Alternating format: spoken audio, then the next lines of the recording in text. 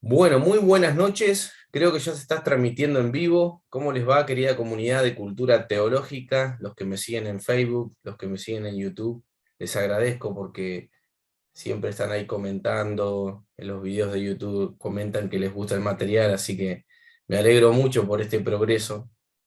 También como les prometí que iba a subir material más seguido, no me iba a colgar tanto, así que por ahora voy cumpliendo. Todos los domingos a la noche alguna cosita vamos a hablar. No me postulo acá como un experto en nada, soy un simple, me considero un curioso y un estudioso de algunas cositas, pero acá no venimos, como decimos en Argentina, a chapear nada, digamos. Así que lamento por aquellos expertos que se van a rasgar las vestiduras seguro por esta charla que vamos a tener. Y bueno, los expertos que vayan a las academias.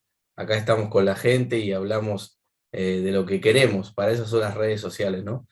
Así que voy a revisar y voy a compartir el link, denme un segundito y ya vamos a ir comenzando con este tema que es tan importante, que es el tema del Textus Receptus, la Reina Valera, las traducciones de la Biblia que tanto nos interesan y tanto se especula también, ¿no? Así que aguárdame un segundo que voy a ir compartiendo el enlace. Muy bien, vamos a ver. Vamos a compartir. Perfecto. Ahí ya estamos compartiendo. Ahí está un amigo, Rodrigo Rivero. Le mando un saludo grande, porque la otra vez se enojó porque no lo saludé, pero la verdad que fue sin querer que no lo saludé. Así que bienvenidos, bienvenidos. Veo que se están conectando varios. Vamos a hablar un poquito del tema del texto Receptus.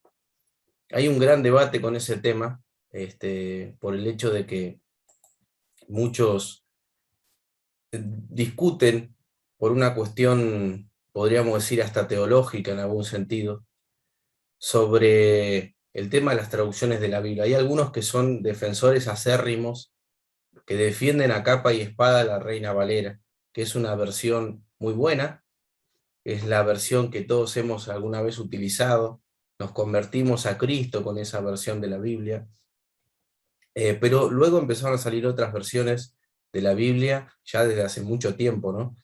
Pero cada día sale una versión nueva, o no una versión nueva, sino distintos tipos de Biblia, es lo que sale nuevo, pero hay muchas versiones de la Biblia que no están basadas en el texto griego que se utilizó, por ejemplo, para la Reina Valera, para traducir la Reina Valera, que bueno, es producto de un texto griego que tuvo muchas revisiones, ¿no? Pero tiene su origen en el humanista Erasmo de Rotterdam.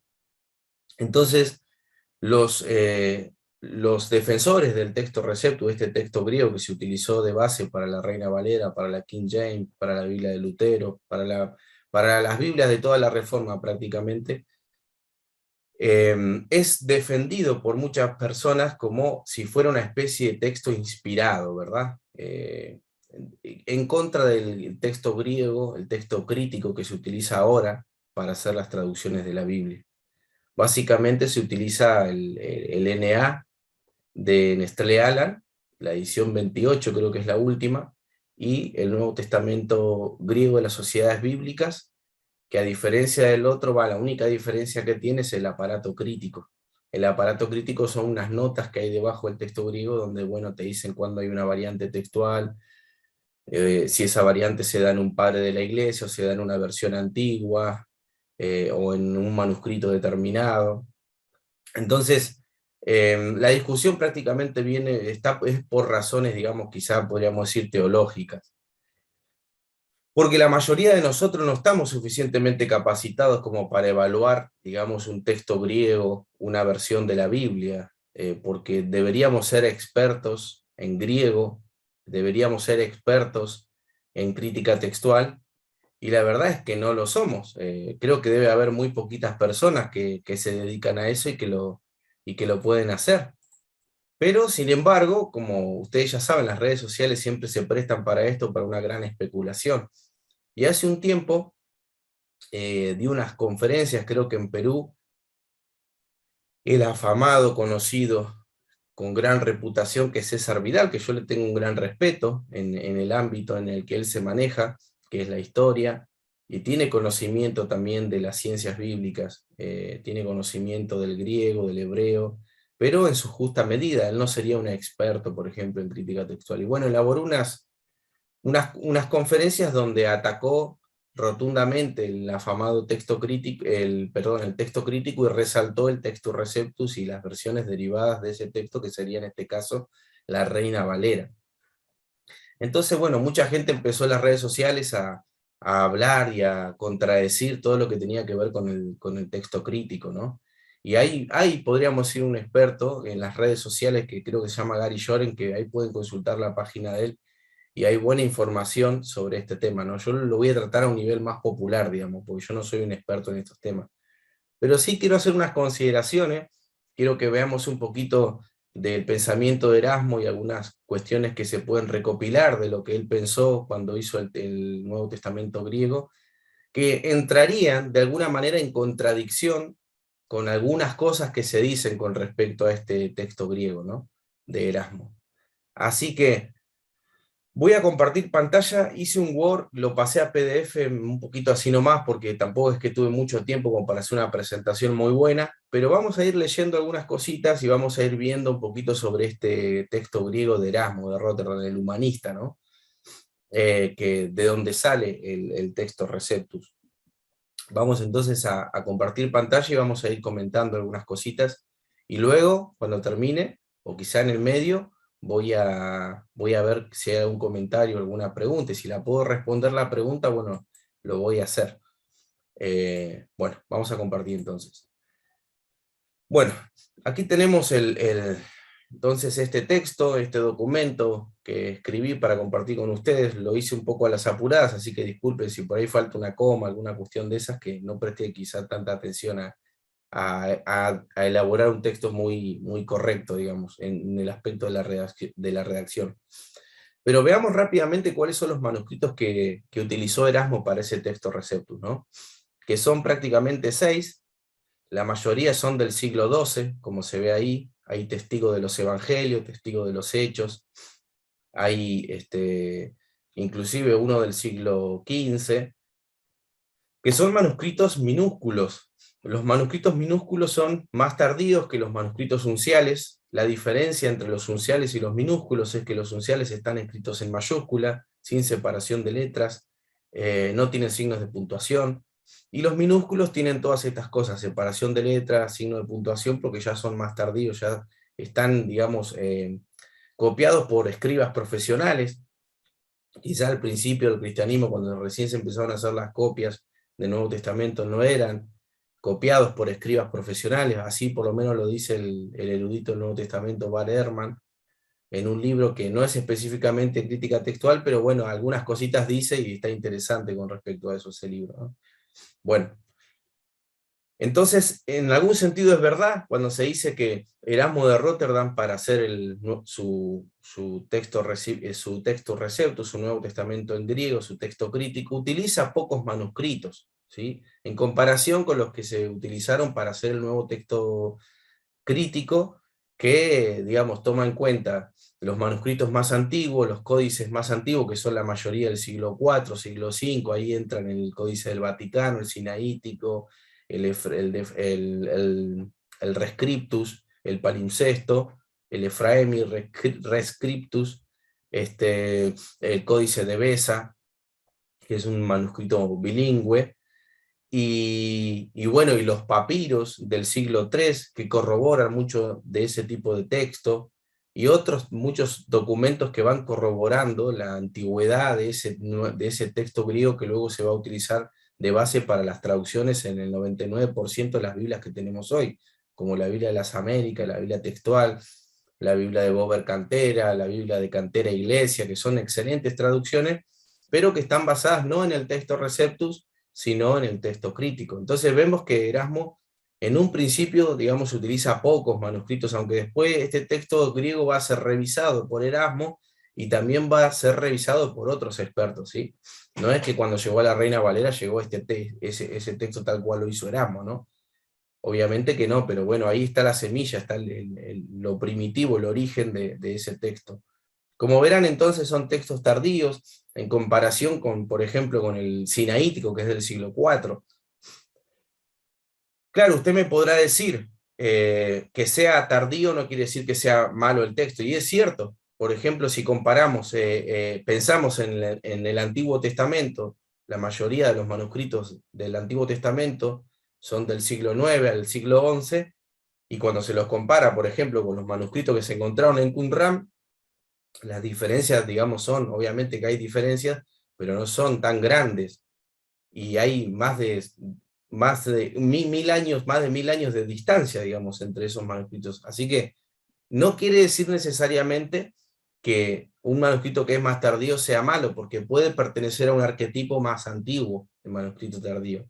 Pero en el caso del Nuevo Testamento es más enmarañado este asunto, porque como le decía al principio, el Nuevo Testamento no fue copiado con la meticulosidad que por ahí tenían los hebreos, que eran más quisquillosos con el tema del copiado, debido a que a ellos se les fue dada la palabra de Dios, que le ponían demasiado énfasis a los caracteres, y entonces es distinto el proceso de copiado que el que se dio en el Antiguo Testamento con el del Nuevo Testamento, ¿no?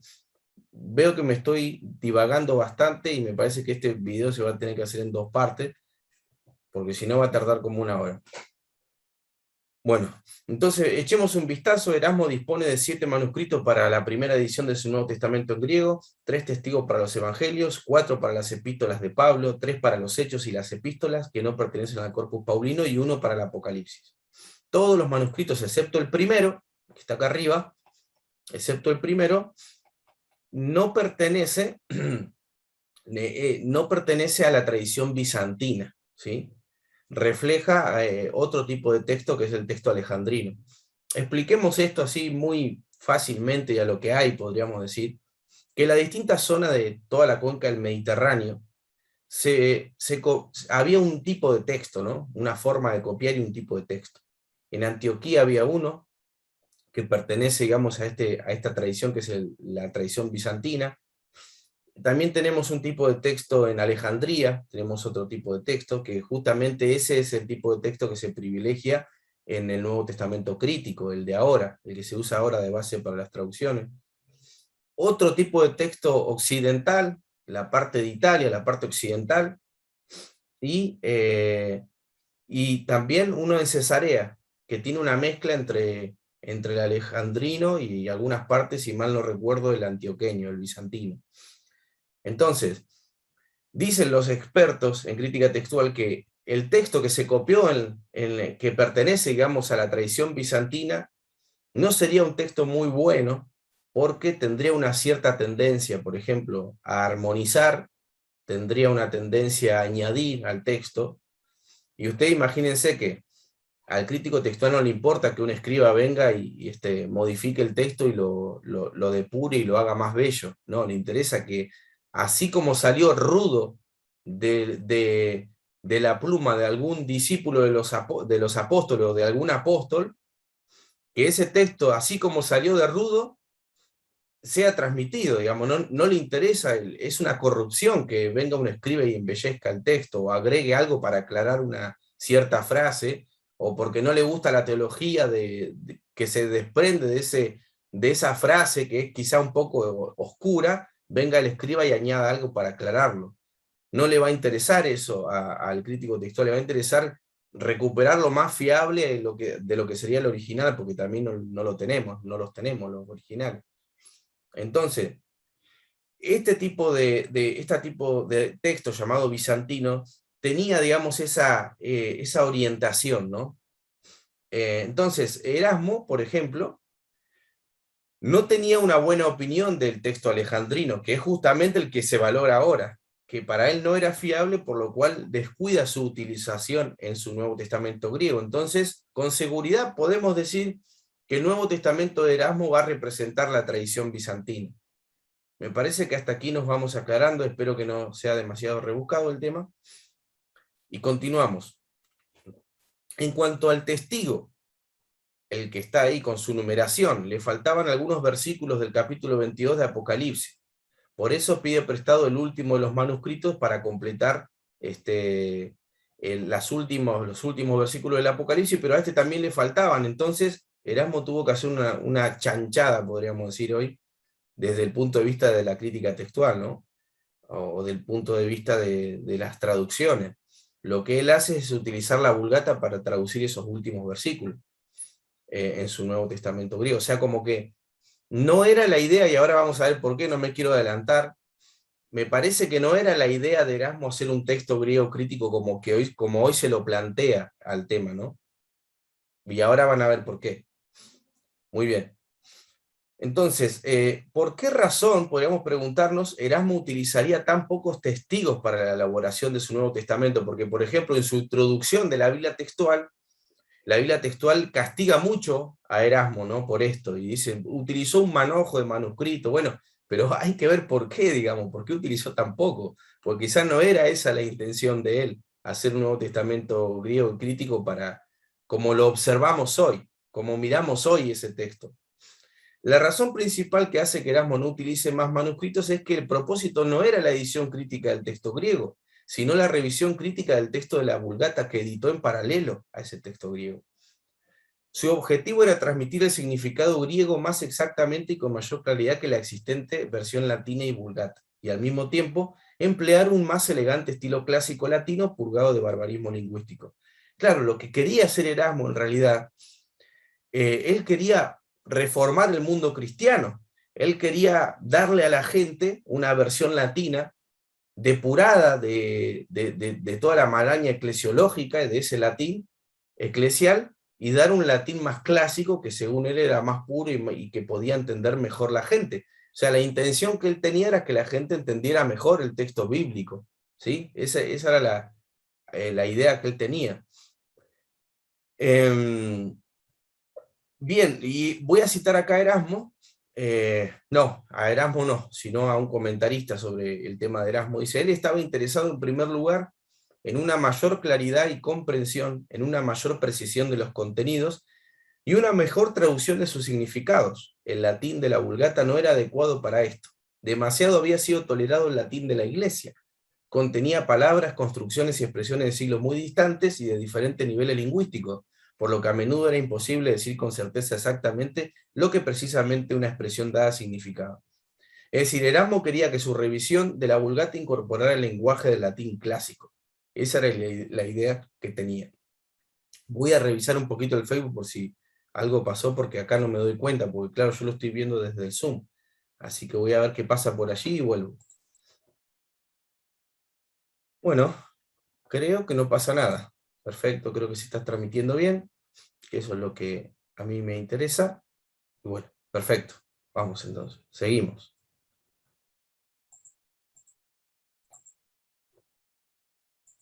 A ver si puedo volver. Ahora. Bueno, como estábamos hablando, esa era la intención de Erasmo. Erasmo quería una nueva versión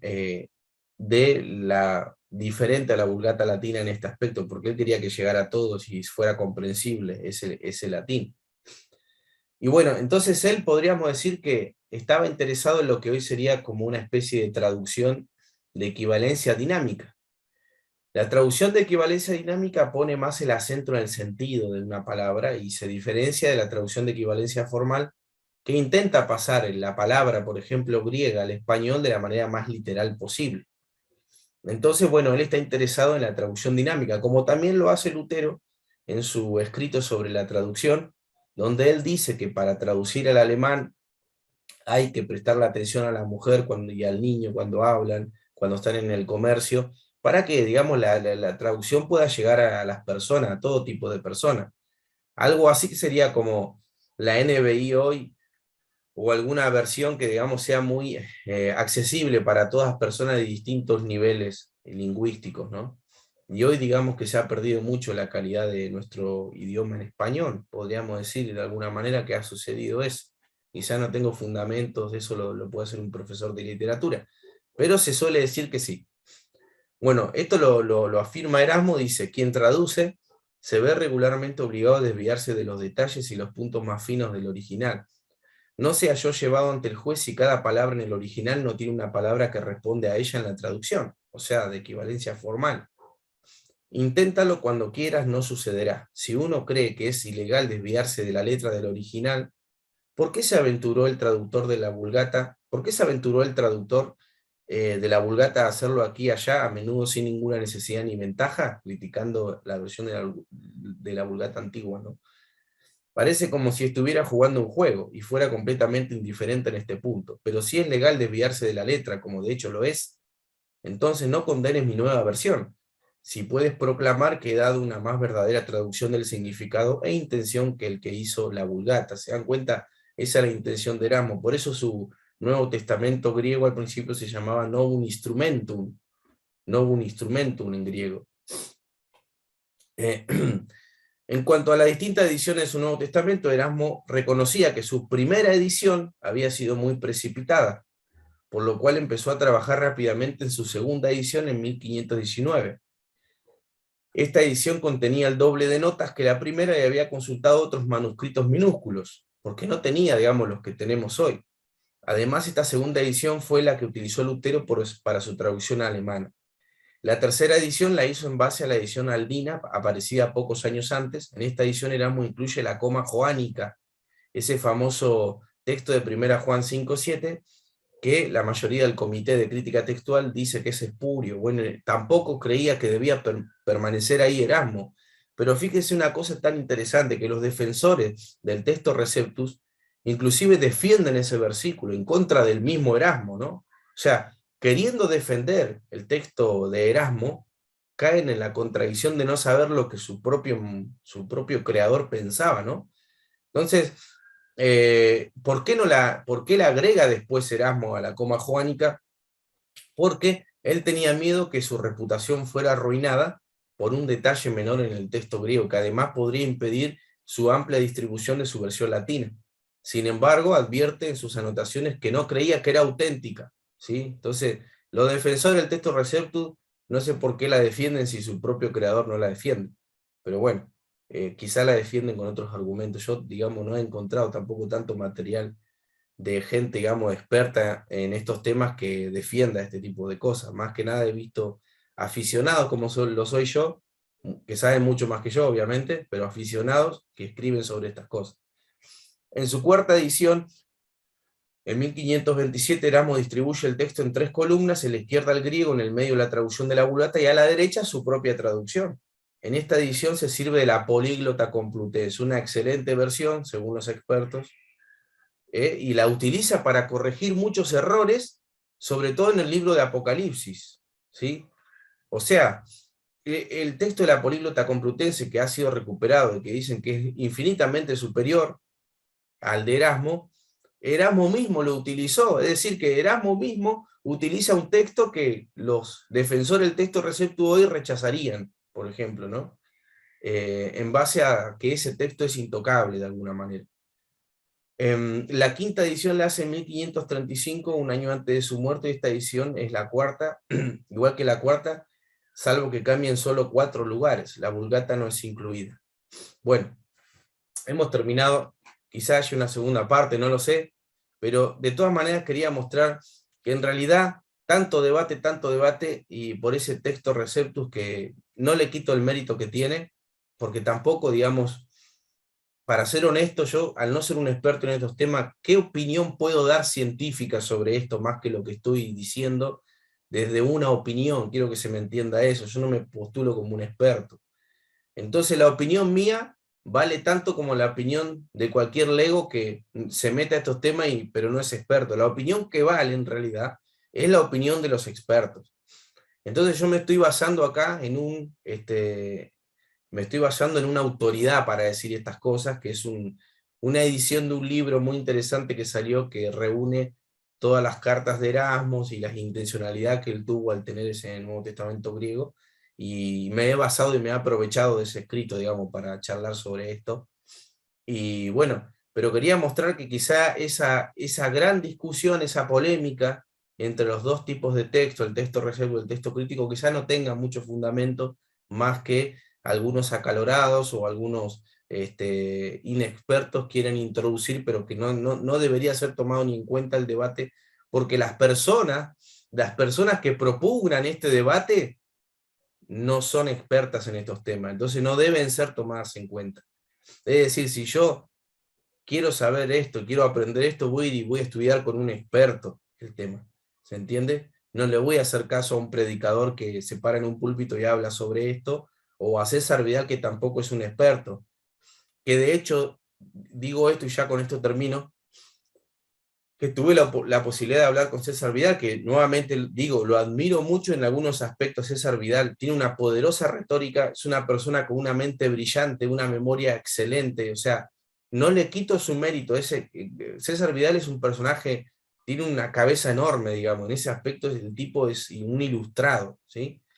Pero no considero que sea experto en estos temas. Entonces una vez estábamos hablando y él sacó un libro hace muchos años que se llamaba Conspiración contra las Sagradas Escrituras, donde propone esta dinámica, este tema, acerca de esta discusión, pero sin rigor académico. Es más un texto, digamos, popular, donde él compara el texto crítico con el texto de la Reina Valera, o sea, compara versículos de algunas versiones que utilizaron el texto griego con la Reina Valera, y claro, va a haber diferencias porque todas las versiones utilizan otro texto griego. Lo que pasa es que las diferencias se explican desde otro lado, se explican desde la corrupción de los copistas, se explican de cómo se da esa corrupción, de repetición de palabras, el copista por ahí, no sé, se dormía, copiaba 2 veces una misma letra,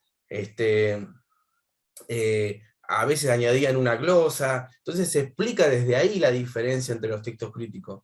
No se explica, y creo que nada se explica, desde la conspiración. Desde la conspiración nada se explica, porque la conspiración es justamente una tentación de la inteligencia humana, de la inteligencia para no estudiar, digamos. Digamos que no de la inteligencia, digamos. Podríamos quizás decir de la voluntad, no sé si hay algún filósofo ahí que me corrija. Pero desde la conspiración nunca aprendemos nada, aprendemos desde los libros, ¿sí? Desde los expertos, desde los estudios. Así que bueno, no los molesto más, voy a ver si hay algún comentario por ahí, y si no hay ningún comentario, bueno, me voy despidiendo, que el Señor les bendiga a todos. Voy a saludar a alguno, a ver si hay por ahí, si quedó alguno, si aguantó. Muy bien. Bueno, vamos a ver. Le mando un saludo a Rodrigo Rivero otra vez. Martín Villaves, ¿escuchaste la conferencia? Porque habla de esto, le da con un caño. Sí, sí, justamente me estoy refiriendo a esto, a lo último hablé sobre esto. Me reenganché con la versión de Navarra. No, es una excelente versión, Sí, sí, sí, la he consultado, la tenía, pero la he consultado, la conozco. Alex Medrano, un saludo, hermano. Alejandra García dice: buenas noches, hermano, saludo de Tampico, México, bendiciones. Acá estamos firmes. Mirá quién me está mirando. El filósofo, el gran filósofo, Jonathan Carlos Ramos. Véanlo en YouTube, que es realmente ese sí es un experto. Ese sí es un experto en filosofía, y lo invito a que puedan ver su canal de YouTube, Jonathan Carlos Ramos, porque la verdad que es excelente todo lo que hace. Igual yo creo que la comunidad de cultura todos lo sigue, a él lo conocen ya. Así que bueno, queridos amigos, nos vemos entonces el domingo que viene, Dios mediante, y bueno, será hasta luego, que el Señor les bendiga.